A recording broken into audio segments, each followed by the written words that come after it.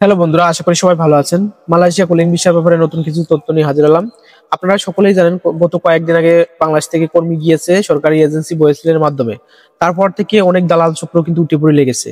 অনেকেই বিজ্ঞাপন দিতে শুরু করে দিয়েছে যে কবে থেকে নতুন করে কর্মী যাবে, নতুন করে মেডিকেল করবে, এরকম বিজ্ঞাপন দিতে শুরু করেছে। ওই সকল বিজ্ঞাপন দেখে কেউ কিন্তু টাকা পয়সা পাসপোর্ট আগে ভাগে দালাল চক্রের হাতে দেবেন না।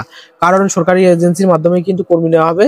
আর নতুন করে কবে থেকে কর্মী নেবে সেরকম কিন্তু তথ্য কেউ বলেনি, বা সরকারি মাধ্যমে কিন্তু বলেনি যে কবে থেকে নতুন কর্মী নেবে।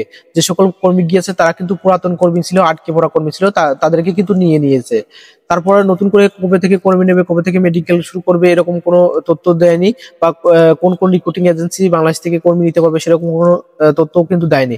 তো আপনারা অবশ্যই সাবধানতা অবলম্বন করবেন, না হলে কিন্তু টাকা পয়সা, পাসপোর্ট সবকিছু হারাবেন। কোনো বিজ্ঞাপন বা কোনো দালালের প্রতারণা চক্রে পড়বেন না।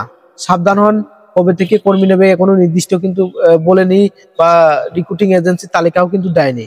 অতএব সাবধান হন। যে সকল কর্মী গিয়েছে সেগুলো কিন্তু আটকে পড়া, তাদের যাওয়ার কথা ছিল অনেক আগেই, কিন্তু যেতে পারেনি, আটকে পড়া কর্মী গুলোই নিয়ে গিয়েছে।